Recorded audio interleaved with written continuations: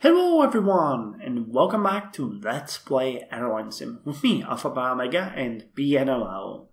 I'm gonna start with a general overview of the situation on the market.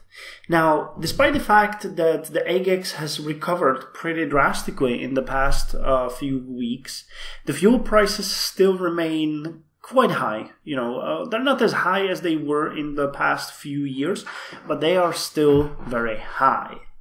Also, if this experience, the drop in the graph that bankrupted several airlines, told me anything, it's that we really need to do, I would say, preventive measures to not get so vulnerable again. Now, just to remind you, at the deepest drop, which was like 3 weeks, we were at a loss of about 200 to 400,000 Airlinesim dollars per week. So it wasn't really all that drastic. I think our zero lies at around this level, so we are a pretty stable company. But still, this whole situation sparked a number of ideas that I would like to go through with you right now and to present to you. I'm hoping for some kind of feedback because I'm really curious what you would think about it, and if you raise valid points, I'm for sure taking them into account. Now, also, this will be kind of a tricky thing to do because our company lost most of its, or it was hard for everyone. That's one thing. And the second thing is that we lost most of our cushion, and if it continued for more, for let's say another month, we would get into really big trouble. It didn't. Fortunately, it didn't. But yeah, if the AGEX decided to drop drastically again, the same way it did before, these things that I'm planning could be the last thing that we really did want to do instead of saving up money for another drop. So, but you can't really think like that. We need to go forward, and if we would, stay stagnant and fear, that would not be a good company strategy. So what am I planning?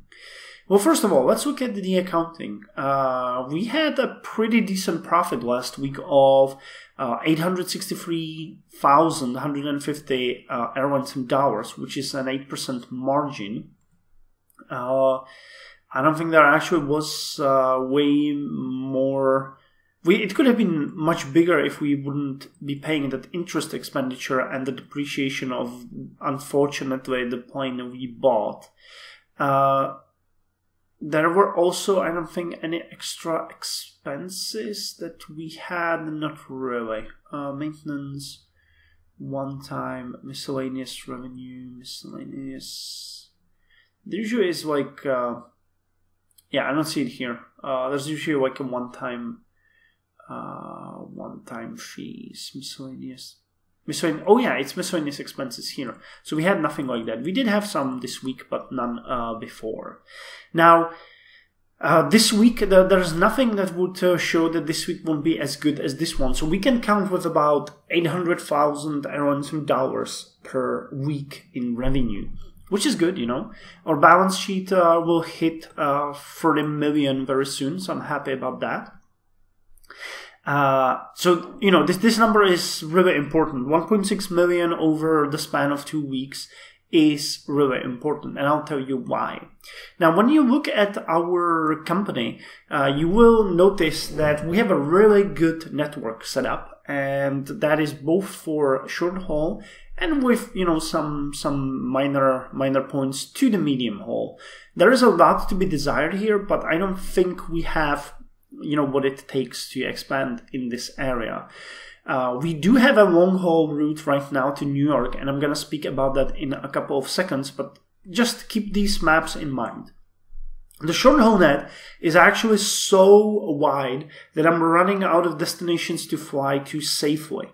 We have a very, very big amount of aircraft. We have 32, but our average fleet age is at 15.9 years, which is quite a lot.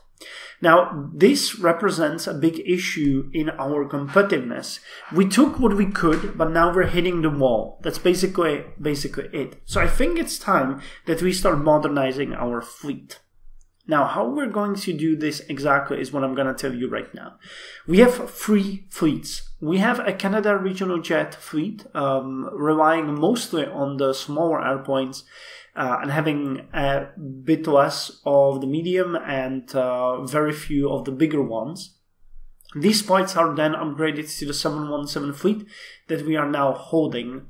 The 717 fleet is actually doing very well. You can see that they have a large number of green flights, and that it makes me happy. The same situation goes for the Canada Regional Jet 900s, where you can see that some of the flights, especially like this airplane has very profitable flights. Same for this one.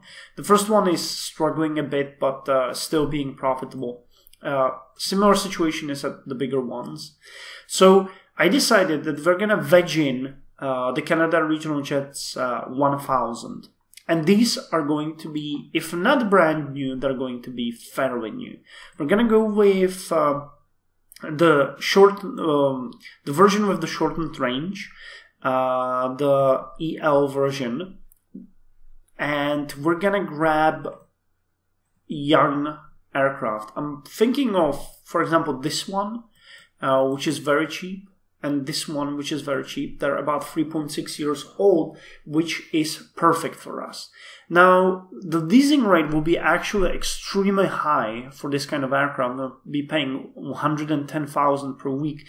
But I'm very certain that if we put the most profitable routes on them, that is the routes from the Canada Regional Jet 900, these ones, which you saw are almost all fully booked, we'll be able to generate enough revenue and maybe even increase the price a bit so that these airplanes will turn in a profit. Now you can see that the leasing deposit is about 1.1 million, which is about 1 aircraft every other week, with building up a bit of a cushion for ourselves. So next week, I'm going to grab one of these and start working on it. The logic will be as follows. We're going to have some of the flights from the Canada Regional Jets 900s upgraded to the 1000. Some of the 700s will replace the 900s, and we're going to search for the most profitable ones from the 100th and 200th series to be upgraded to the 700. So this will be like a middle step between the Canada Regional Jets 900s and the 717s that we already own, which, you know, arguably are serving us very well. The problem with these is that they are very old too, because we couldn't afford more expensive planes when we were building up this fleet. Now, I was thinking about bolstering this fleet and upgrading the airplanes from the Canada Regional Jet 1000 series to more of these, but then I decided against it. The reason for this is being that we're going to be using the 1000s as our premium fleet, the new fleet that we will be using. And these guys don't really fit that strategy very much. When you look at them, they have about 16 years on average, and thus, if we gained more of these, it would be a big issue. So once we get 3 or 4 1000s, I'm gonna spend a week or 2 resting, and then we're gonna start the project of phasing out the 717s. This is gonna be actually very tricky, because what I want to do is phase in the A300 and it's called A320 fleet, but we're going to be grabbing the A309 airplanes. So the Airbus A309s will be the new workhorse of our fleet. I'm going to actually, as I gain the new ones, I'm going to be releasing these ones. So in a matter of 2 weeks, we could be done with it, because these aren't all that much more expensive, and we have a deposit for each one of these of about 500 to 600,000. So altogether, this is like 2 million. And when you look at, I probably like the light ones, or maybe. Well, the Enhanced just has a better range, but it has a bit more cargo, so it might be good to go for that one. It doesn't cost that much more. So if we went with these ones and we looked at the market, I think they need like 2 million each. There could actually be, like one of these on the market. So we'll grab one of these. That's 2.5 years old. That's perfect for us. We'll be paying less than a 2 million in deposit for this one, and then we might be able to grab a couple more from. Well, we can order them, or we can go from the used aircraft. I actually wonder if we ordered 4, how much would we be paying for this leasing purchase? So we would need to put in a security deposit of 10 million. The leasing rate would be 250,000. Okay, so there is no actual benefit of doing this because, yeah, there is no actual benefit in doing that because they won't give us any discount on the leasing, and we would be paying quite a lot for that. So I'll be targeting airpoints like these, and honestly, we might even go with, for example, a standard 300 1900 light. I think these ones, there will be more of them on the market. Yeah, like this. Here's another one. So we might just mix them. We don't have to have strictly one type of them in the fleet. We're just going to be aiming for ones that are younger than 5 years. So yeah, I might even grab some of the 318s because those are a bit better, and I'll definitely grab at least one of these. That, you know, there's not such a big difference between the 318 and the 319, but the first one of the 717s is struggling with their routes, so I might just be doing a bit of a switch. And for example, this flight to Minsk could be put on a 318 instead of a 319 because there is no need to have an extra capacity when there is none needed. The matter of the fact is that from 318 all the way to 321, which is a range from 136 to 220 passengers, this is all one fleet. So if we went with these, we could be, covering quite a lot of territory for ourselves in the coming years. So I'm gonna do this. It's gonna be a bit of a waste and actually a huge strain on our budget too, because when you look at the maintenance, we pay about 2 million in maintenance every week. Now, for additional fleet, which is the third fleet, actually the fourth fleet, when you have 3 fleets, you're okay, you pay no extra. But when we have 4 fleets, we're gonna be paying 25 extra on the maintenance. So we'll jump up to 2.5 million at the minimum. So this is why I have to be very careful at how I'm gonna approach this.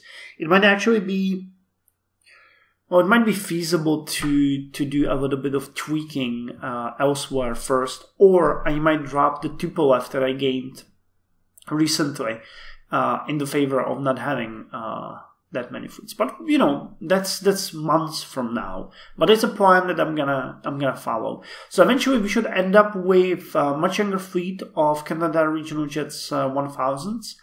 And we'll have Airbus flying to the better destinations. Now, this, however, doesn't fix our problem overall, because there are no new aircraft of the smaller route. You don't have any new Canada Regional Jets 200s. You have only less old. So there is, the newest aircraft of this fleet, is 19 years old. So the way how I could approach this is that I could start completely phasing out the 200s eventually as our net grows. It would be probably good to keep like 2 or 3 in the end to test new routes and generate ones for the bigger 700s that we will switch to eventually. The 700 fleet is the next, the 700 fleet has the next generation aircraft available, and those are, available for purchase with these settings, or this is the leasing, this is the purchase. So we might eventually be able to completely phase out the older 200s and just switch to the next generation altogether. We'll see how that works. You know, that's an, again, plan for the future. But I'd like to slowly start focusing on acquiring newer aircraft. The 1000s ELs will be the first ones to come. And then we're going to switch to the Airbuses, because we have demonstrated that we can, you know, use narrow body jets. You know, that's doable for us. So I'm happy about that. And afterwards, we'll start, you know, gaining more new aircraft in the Canada regional jets area. Again, as some more narrow bodies, and generally hoping that the newer aircraft will help us gain more passengers, because the service is okay. The prices are great too. So, you know, we just need to continue growing and lay the foundation of, you know, lay the foundation of growth for ourselves. I have done that also with acquiring the Tupolev 204-300. You have already seen me do this before, and the experiment failed miserably.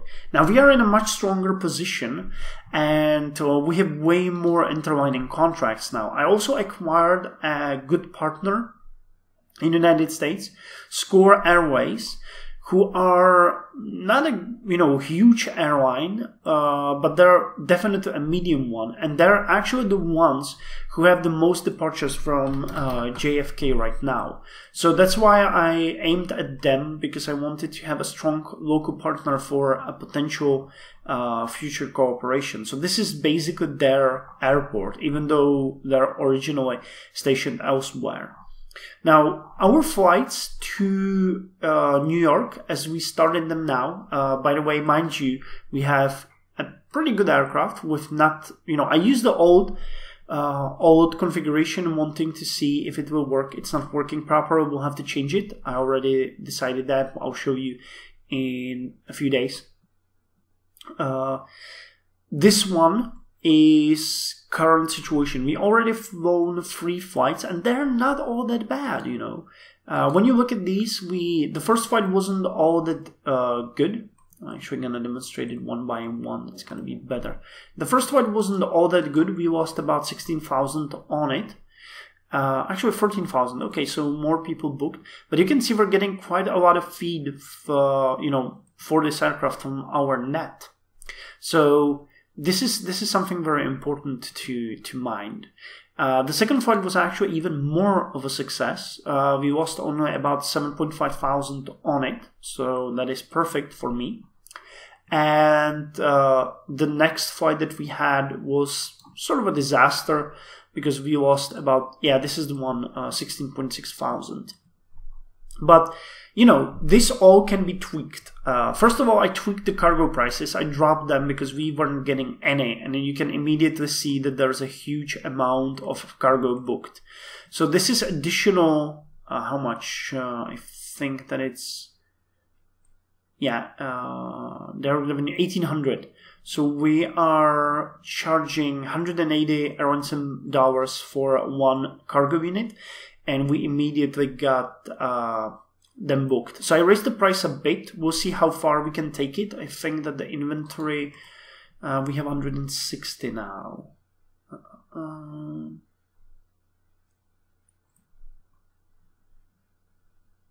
Yeah, 160. We'll see if that books. I didn't have another flight scheduled since then.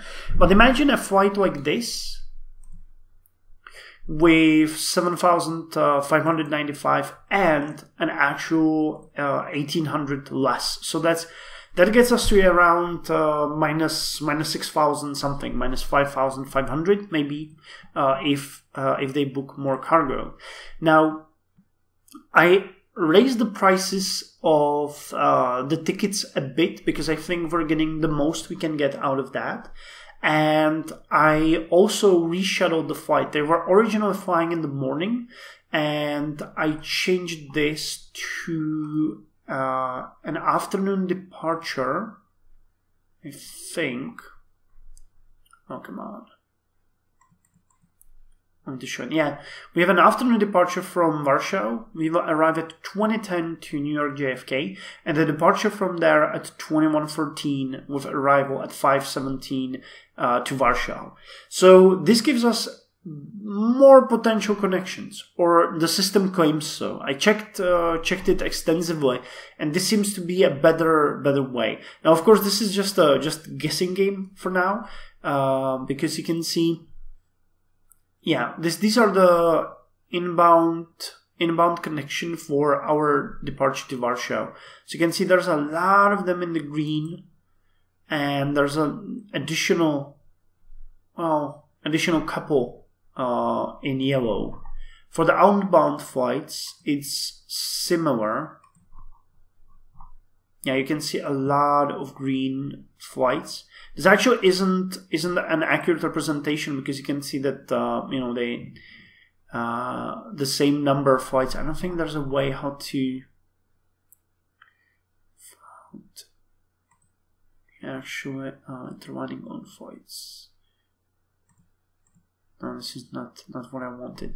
But yeah, you can see that there's a number of flights, and there's a huge number in yellow too. The same situation goes in vice versa. So I'm hoping that these numbers will even get better as time goes. I'm gonna have to balance this, but from me, I'm telling you, if we get to somewhere around minus 5,000 per flight, that would be minus 10,000 per day, and that's minus 70,000 per week. The matter of the fact is, though, that for example, from this flight, we got 33 connecting passengers. If we got somewhere to 5,000 in loss, that's about 151 Airlinesim bucks for each of these passengers that will connect. Most of my flights are way more expensive than 151 bucks. So it would be a net gain.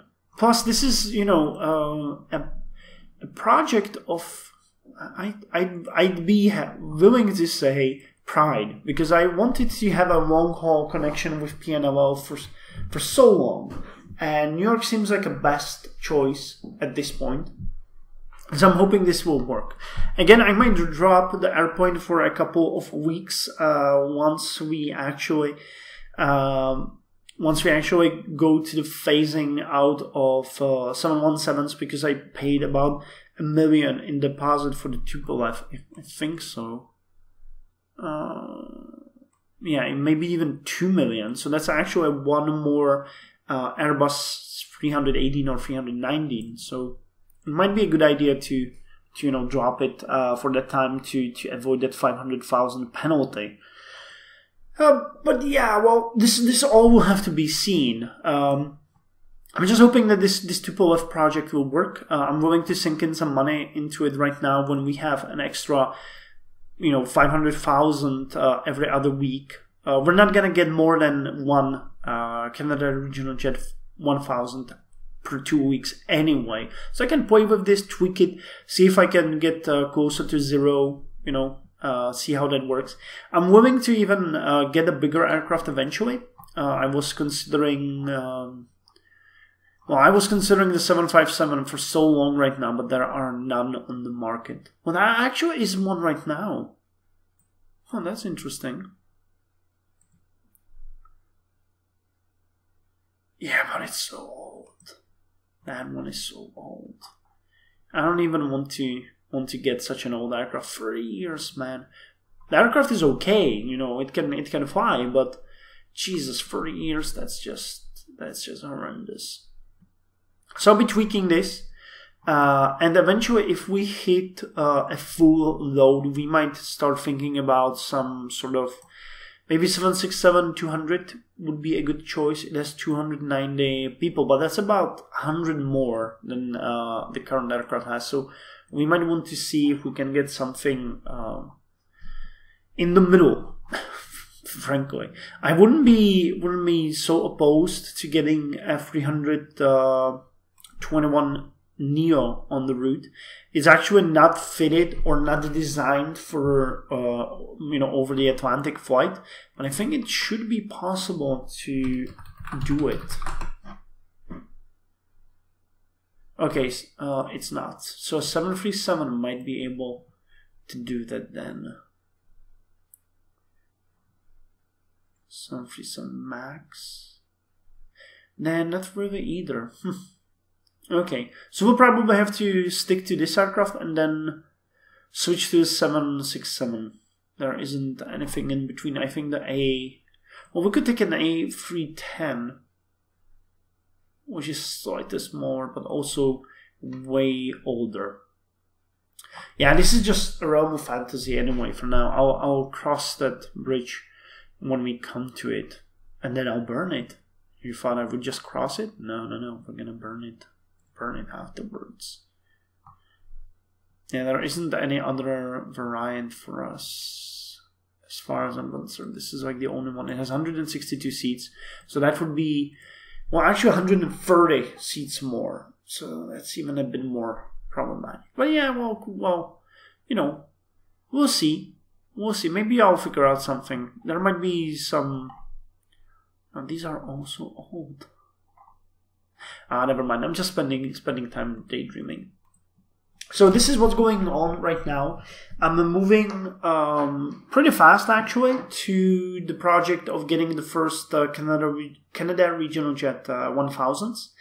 And after we get a couple of them, I would like 4, maybe 5, so that we can see how they affect our routes. We're going to start the project of phasing out the 717s.